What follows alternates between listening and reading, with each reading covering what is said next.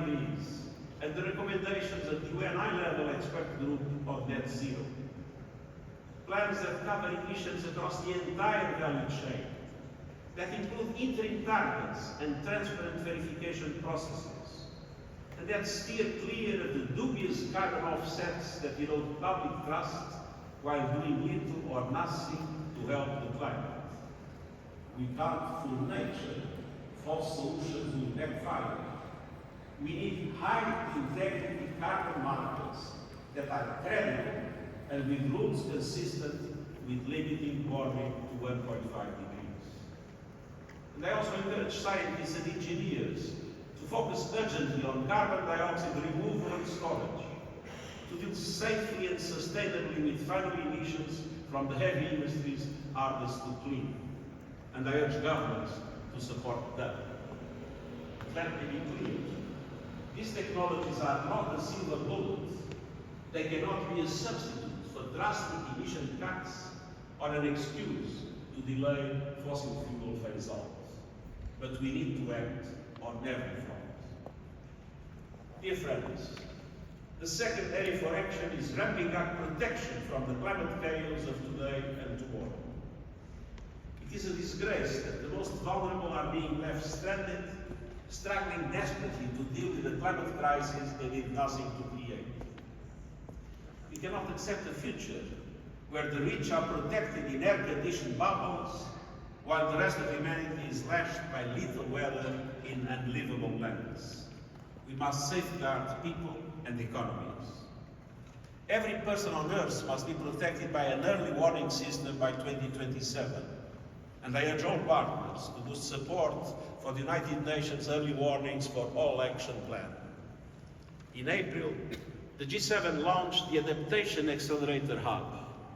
By COP29, this initiative must be translated into concrete action to support developing countries in creating adaptation investment plans and putting them into practice. And I urge all countries to set up their adaptation investment needs clearly in their new national climate plans. But change on the ground depends on money on the table. For every dollar needed to adapt to extreme weather, only about 5 cents is available. At the first step, all developed countries must honor their commitment to double adaptation finance to at least $40 billion a year by 2025. And they must set out a clear plan to close the adaptation finance gap by COP29 in November. But we also need more fundamental reform. And that leads me on to my third point, finance.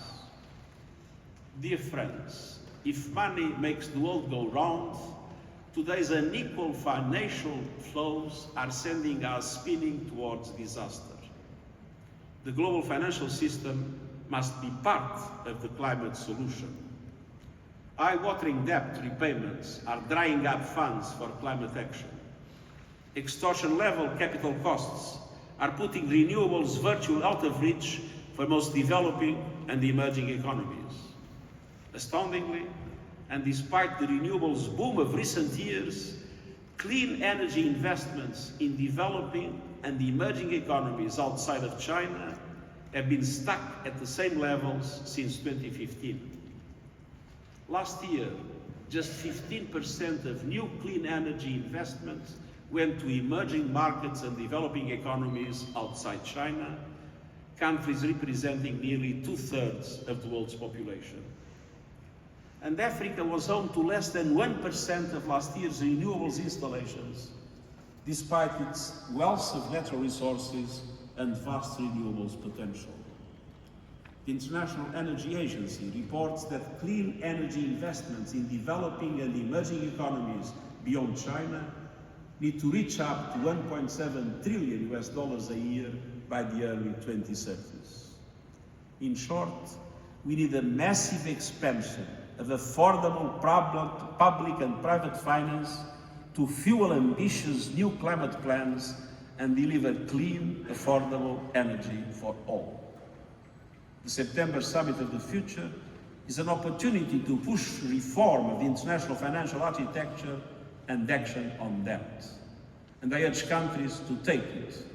And I urge the G7 and G20 summits to commit to using their influence within multilateral development banks to make them better, bigger and bolder, and able to leverage far more private finance at reasonable cost.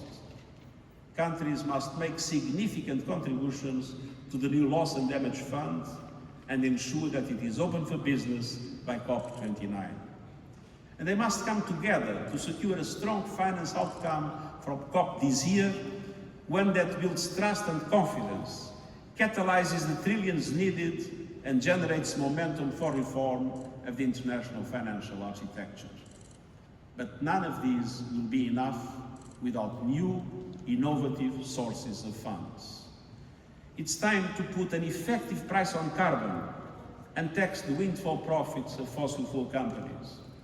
And by COP29, we need early movers to go from exploring to implementing solidarity levies on sections such as shipping, aviation, and fossil fuel extraction to help fund climate action. This should be scalable, fair, and easy to collect and administer. And none of this is charity. It is enlightened self-interest. Climate finance is not a favor. It's a fundamental element to a livable future for all. Dear friends, fourth and finally, we must directly confront those in the fossil fuel industry who have shown relentless zeal for obstructing progress over decades. Billions of dollars have been thrown at distorting the truth, deceiving the public, and sowing doubt. And I thank the academics and the activists, the journalists and the whistleblowers who have exposed those tactics, often at great personal and professional risk. And I call on leaders in the fossil fuel industry to understand that if you are not in the fast lane to clean energy transformation, you are driving your business into a dead end and taking us all with you.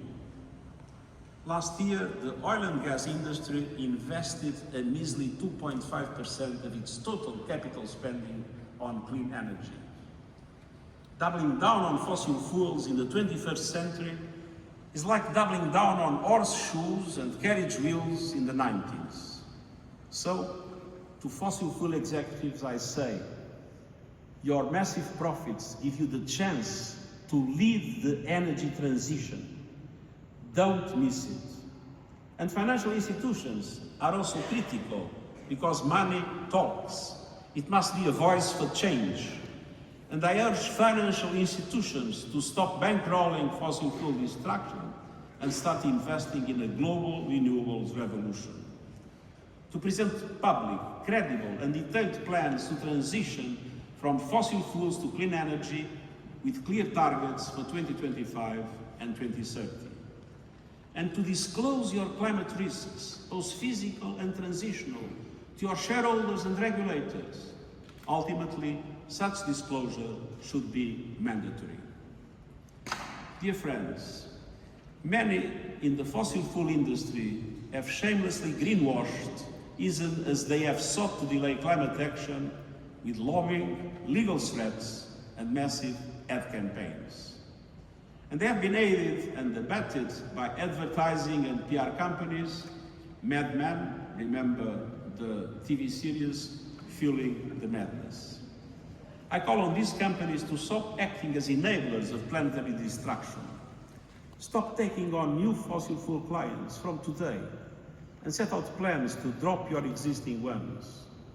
Fossil fuels are not only poisoning our planet, they are toxic for your brand. Your sector is full of creative minds who are already mobilizing around this cause. They are gravitating towards companies that are fighting for our planet, not trashing it. And they also call on countries to act. Many governments restrict or prohibit advertising for products that harm human health, like tobacco. Some are now doing the same with fossil fuels. I urge every country to ban advertising from fossil fuel companies. And I urge news media and tech companies to stop taking fossil fuel advertising. We must all deal also with the demand side. All of us can make a difference by embracing clean technologies, facing down fossil fuels in our own lives, and using our power as citizens to push for systemic change. In the fight for a livable future, people everywhere are far ahead of politicians. Make your voices heard and your choices count. Dear friends, we do have a choice, creating tipping points for climate progress or careening to tipping points for climate disaster. No country can solve the climate crisis in isolation. This is an all-in moment.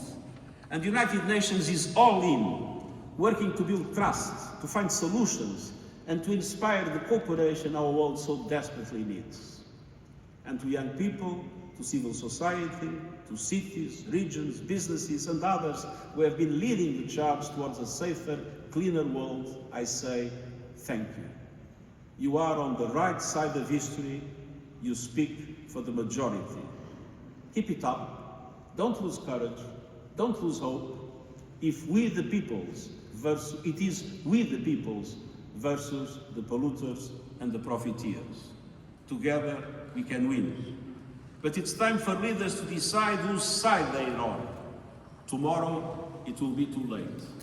Now is the time to mobilize. Now is the time to act. Now is the time to deliver. This is our moment of truth, and I thank you.